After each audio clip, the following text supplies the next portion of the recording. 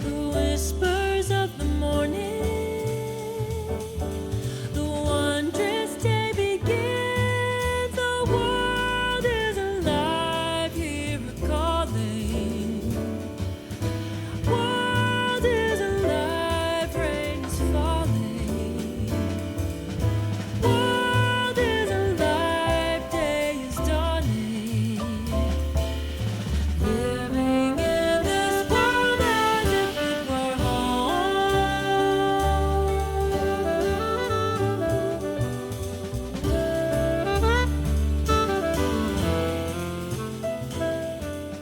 Listen, listen, listen. Changemakers has been given the gift of talking with Jodi Prosnick. Where do I start? Jodi's an accomplished and revered female jazz bassist. She's a multi-award winning artist, treasured collaborator, wife, and mother. Recently, she has been co-producer to the Juno-nominated Ostera project, a stellar group of female jazz musicians showcasing the strength and creativity of Canadian women in jazz. So welcome, Jodi. Welcome. Thanks, Teresa. Thank you for having me. Oh, absolutely. It's 100% my pleasure. Um, so I'm just gonna, why don't we start off with, let's see, why don't we start off with this question? What were the major motivations that directed you onto this career path of artist and musician? It's a great question. I often say that I didn't really choose music. It kind of chose me, you know. It's like my father was a music teacher, so music was always important part of our family. Making art and creating plays and dances and songs. I did do piano early on. As a young one, I also did dance early on. So music, piano and dance were my two main extracurricular activities. And then I had a wonderful elementary school music teacher. Nancy Kelly was her name. And then I got into dad's program as a high schooler and at Semiahmoo Secondary out in Surrey. And it was a really big and really rich community. Like it was a huge program and kids from all over, all walks of life.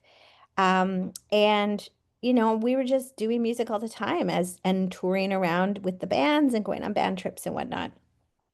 So I learned a lot of lessons by being in that environment early on of how much music is about community. Dad was very inclusive. Like everyone was always welcome in all the bands. So sometimes the bands were massive, big bands, even though it's supposed to be only five saxophones. But he was like everyone was welcome. We'd have four drummers and they'd switch off. I mean, he just wanted to make sure that everyone was who wanted to be part of had a space.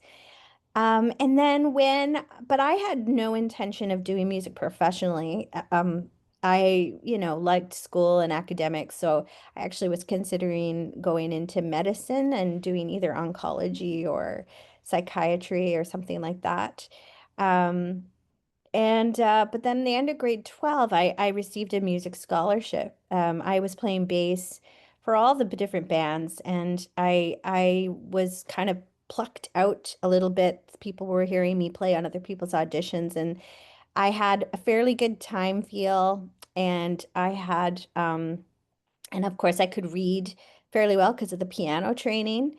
From the dance, I had good feel, but I didn't have any much technique on the instrument, but there was some bones. I think people saw potential in me. So I wound up with this music scholarship and then was invited to attend McGill for jazz performance. So I didn't really choose that. It kind of just happened. Again, people seeing more in me than I saw in myself. And I think that all the way along, there's been sort of this like, I always imagine like, go this way, arrow lighting up, and me just making that decision in the moment. It's like, this feels really scary, and I have no idea what I'm doing. I feel very underprepared, but I'm going to do it anyway.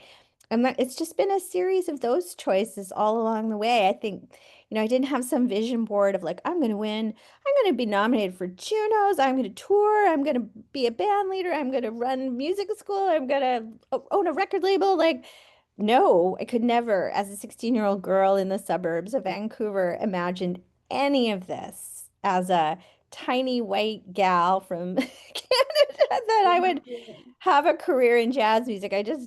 Just, you know, but music was such a, it was compelling and a bit scary.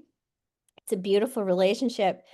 And also was leaping into the unknown because the trajectory, unlike law or medicine, is very undefined. It's kind of just wide open. Mhm. So it was a very brave choice. I think so. But I think it's just a continuation of these brave joy choices along the way that has led me to where I am now. And looking back, I realize that all of those, that whole narrative, the way my life unfolded, um, it has led me to a place where I can mentor others and be like, don't be afraid. Just follow the one step in front of the other, one day at a time, one drip at a time, because you don't know where it's all going to lead. And so just stay open to the journey of it. I agree. I agree. But I think sometimes too, a lot of us tend to question ourselves, right? We get to a point where we're saying, am I really doing the right thing? Yeah. Um, and full into a career and you start to question. Has there ever been a time like that for you? Oh, I've tried to quit so many times, but here's the interesting thing. Mm. Um, it kept getting yanked back. Like things would happen. Like for example, I got asked to start teaching classes at Kwantlen Polytech. They had a music program. It was great, great little music program, and I was going to be the jazz lady on staff. And then eventually it led to a full time, or not a full time, but a regularized position. And at the time, I was sort of like, okay, I'm moving towards the university professor. The performing side, is going to be a little bit, well, a lot more backseat. And I'm going to dedicate, I thought maybe the next 20 years of my life to being a professor. But then all of a sudden things started crumbling. Like they basically paused intake, and there was all this, and I was low on the seniority, so I was the first one to get laid off. So even though like I had had great classes and waiting lists and everything, just all of a sudden I was like, oh, I guess this isn't happening then. And I was sort of like back into the unknown, like, okay, sort of back to basics, which was like playing gigs, creating projects. I went to the VSO for a minute. And so like I feel like along the way, um, I like, okay, I'll do this other thing. And then it's like the universe says, out of my control, nope, back over here and back over here. And then the next chapter just gets even more interesting and creative and spectacular. So I kind of believe a little bit in the voodoo, like, the magic of it all, that there is a path. And when you just understand it's a bit of a pinball game, you're going to get bonked around, you stay open. And if it's a no, it may be not yet, or it may be actually no, something better is around the corner. And as I've continued through life, that's what I've discovered. Um, but that the feelings of wanting to get out and this is too hard and I don't have what it takes, they're real. I almost quit music school in after my first year. I was like, maybe I should just do something else. I'm at McGill. And I switched into music education. So I did make a change, but I just loved the community. Again, it was the community that always fueled me. And now the community is like medicine, the music is medicine, and the community of people, it's just so life affirming that I can't imagine not having that in my life. It's just so beautiful. So.